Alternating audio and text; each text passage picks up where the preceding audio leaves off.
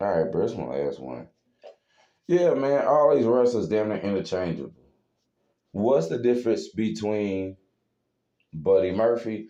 Hey, don't that dude from the Shizzle look like Buddy Murphy almost? Like he could be his big brother, JC, whatever, Glacier or whatever fuck his weekend. Don't he look like he can be dude from Buddy Murphy brother? And they be like, oh, Buddy Murphy in a relationship with Rhea, bruh. Them niggas probably cheating, bruh. I'm serious. They on the road drinking, partying, 24 fucking 8, bruh. This nigga work at a whole other company on a whole other side of town, bruh. Like 5, 6 days over. I never understood why Rhea even got in a relationship with Buddy Murphy. It makes no sense. Seriously, it don't. Y'all constantly in two different directions. He's almost like your work boo. I mean, not your work boo. Almost like your. It's almost like you ever met somebody who always at work, like always at work.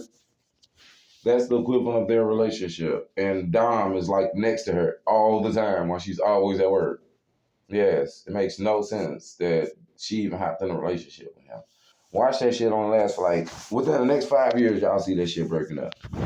Maria's just dating him. A lot of us think looking at it like boyfriend, girlfriend, something serious. No, they're dating and just to be dating, bro. I promise you. I don't think it's nothing serious between either or.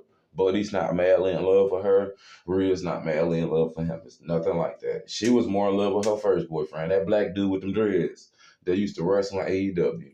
They was in love. Yes. Her and Buddy, that's more like a friendship turning into love. That's completely different. Now let's get back to Seth Rollins. Sorry, cuzzo, you is overrated. If I put a mask over your face, I want no difference between you and Mustafa Ali. And that's the honest truth. If I told Mustafa, don't talk, let him come out with your music, do everything you do. I mean, seriously, fans want to put they egos and emotions and all that up into it, but literally, close your eyes, put a mask over Mustafa Ali's face and give him all the music Seth Rollins got with his whole attire. You wouldn't know the difference. The long hair, same body build, same speed almost, can do about the same power. You wouldn't literally know the difference. And that's how I tell you, Seth Rollins is almost like a hand-picked top guy. It ain't no, oh, he earned this way, he worked this way. Because if them other guys got the same opportunities and got put in the same positions, they work rate would have probably gave them the same. Look, I'm not no Mustafa Ali fan. I mean, I don't hate him, but I'm not no fan either. I mean, he had shots where he could have been a fan of mine, but man, no, bruh. No. For one, I like people that look like they kick ass, bruh. Test, Edge, Rhino. Hell, I even like Christian a little bit back when he was young. Not back, no. When he was young, cocky Christian. At last you're on your own. Sean O'Hare. I think I'm starting to realize I like heels, basically. RVD, well, no, he's a face, and The Rock's almost like a face. To me, he's more face to heel to me. Because when people think about The Rock, he's beloved. How many people can think of their average heel that's just beloved like that? Even with Undertaker, when you think about the moments that made you really love him, besides his original days of coming into the industry, it was a part of him doing something good. He was like a tweener. Yeah, it's the truth, bro. People don't want to give it the truth, but a lot of y'all like Undertaker more as a good guy than y'all did as a bad guy. I'm more on the fence about it. I don't know. I'm like 50-50. I like his bad guy work and I like his good guy work. I'm just happy that he was able to have a long career and show versatility. So either or was great for me. Same with Kane when he took the mask off. I never knew he had add so many layers without the mask and so many years without the mask. So it's just beautiful, bro. Sometimes we shouldn't just overly criticize too because it's still art. Like Kane would do so many gimmicks before he came. You know what I'm saying? Undertaker was in WCW originally before he came WWE.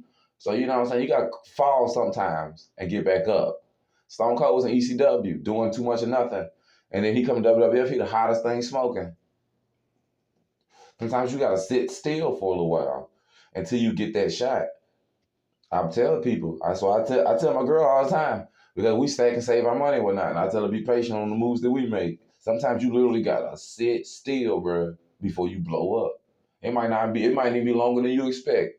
You might set up every saving for a house, a condominium, or whatever you're doing, or add more thousands or tens of twenties or hundreds of thousands to your bank account, whatever your end game goal is. But then when you sit up there doing it, you're bored, you're stagnant because you halfway cheating yourself because the money you see coming in, you can't touch it. But it's all gonna have a payoff. It's all gonna have a payoff. Same way with Jericho, going to New Japan, having to do the work in WCW. What happened when it came to WWF? First undisputed world champion in WWE history. It all has a payoff. You just gotta be patient. I think it took him what 8, 9 years just to get that payoff. But them 8, 9 years was the biggest payoff that he can ask for. You know what I'm saying? Until he got this new AEW payday, which he says is the biggest payday he ever got. But he knows, like I know, like you know, he would never got that payday without the work he put in WWE. Same with CM Punk. You erase his WWE career right now. You mean to tell me he gets that same pay? He gets these same opportunities in AEW? No, sir. It's the truth. That's why even the most uh, I'm full AEW type of guys. You know when the wrestlers go to AEW, they talk so good about the company that they work for and be trying to bury WWE. Whoop, whoop. Cody Rhodes did the same thing, and where is he at now? Case closed. Thank you.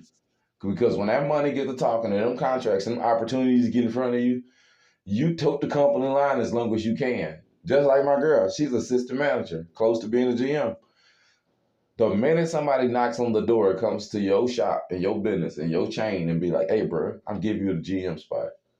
You still gonna be toting that company line you tote on a day-to-day basis? Or you new GM for the next for their rival company? Which one? Think about it. See what I'm saying? You can talk that talk, but when that opportunity comes in front of you, you're gonna leave that same company you was just going hard for, right or wrong. Cause nigga, when you get GM, you get more control, right? You get more leeway, you get more money, and technically in some ways you get less responsibility, which is even better, right? So trust me, if somebody came in the door right now and told you they're giving you a $2, $3, $4, $5 pay difference to do the same thing with more control and less responsibility, you're gonna do it, ain't you? Yeah. So you can say Team Fendi, Team Gucci. You can be working in a designer watch store, but the minute they sit up there and say, "Hey, bro, it's an upgrade from a rival company across the street that'll pay you more and give you a higher ranking," you taking it. It's the truth. We all taking it. That's what you work for. Is the payoff. You ain't there for the friends or whatever. I've never worked a job in my life that I was there for the people. Never. I worked a job next door with my uncle, and I never talked to him ever. Never until work was done. It was like they had like a bar restaurant or something attached to our building. It had stay open to like 4 or 5 or something. It was connected to our restaurant. So, well, this years ago anyway. I don't work there no more, but still at the restaurant that we worked at. So man, you know we had the little 5-star restaurant, so everything was popping. Customers coming in left and right, left and right, left and right, left and right. I didn't even know we sold drinks for the longest when I was working there. I didn't. You had to go to my uncle's building next door. But I ain't know that. Man, I don't mix business with players. I don't be trying to make friends with nobody. I don't do that, bro. Period. Before my girlfriend, after my girlfriend. I've never worked a job where I done had somebody number from work. None of that. I don't fool with that, bro. I just don't. Because one day you might say something wrong, and then I come and work and re-ready to tee off on you. Now I done lost my job. But one day, like if you was my homeboy, now I'm ready to tee off on you and lost my job. Or now you my girlfriend, heard that you did something crazy, you cheating. Now I got to address that mess. And now I'm in here looking silly and stuff, all emotional half of that, and I'm losing my job. It might not even be nothing I say to them. I might blow up on the customer at the wrong time because of it, and I lost my job. It's like now you got to go start over, relearn stuff over, apply over, money on delay, and bills is still going, bro. Yeah, all right, bro. Ain't nobody finna do all that. Work is not my play area. But anyway, it is to some of them wrestlers, according to Baron Corbin. He said them cats in NXT not humble. He said them cats in NXT not grateful. He said them cats in NXT got guaranteed contracts and guaranteed money walking in that door, twiddling their fingers around, their thumbs around, more than hand opportunities handed to them. Bro, I can do a promo better than wrestlers. You see, I just jumped into it, went straight from talking about real life and spent it straight into something that happened last night from Baron Corbin's promo and shot it straight off the hip like I was shooting the promo. Bro, it's nothing, bro. Wrestling, bro, we used to pretend to be Shawn Michaels, pretend to be Bret Hart, talk that talk like we was Hulk Hogan. I ain't lying. Throw our hands up like Andre, jump off the top like Superfly. The average wrestling fan, man, that man's born in you, bro. You can probably cut a better promo than the average wrestler. It's the truth. I know I can. Put me up to it. I'm just fooling around. Man, put me up to a real promo. I would destroy it. We gotta have a promo contest. Everybody on a YouTube channel drop their hardest promo or report it like it's towards directed at each other, like a versus promo. Man, I'm gonna eat y'all boys for days. I don't care who you is. I don't care how big your channel is. I could be following you. Get the plate, get the dinner knives, and you feel me. Get the pork steak. Nah, I don't even eat pork steak, but still, get the pork steak. Cause nigga, that's how tender the beef gonna get tendered. You feel me? Y'all is not ready for that, bro. I'm gonna cook and cook and cook, bro. Y'all gonna come out looking like how Kane was supposed to look like when he came up out that house with Undertaker burning it. That's how y'all gonna come looking like. Y'all gonna come out looking like Kane, baby. I ain't playing. Is that him?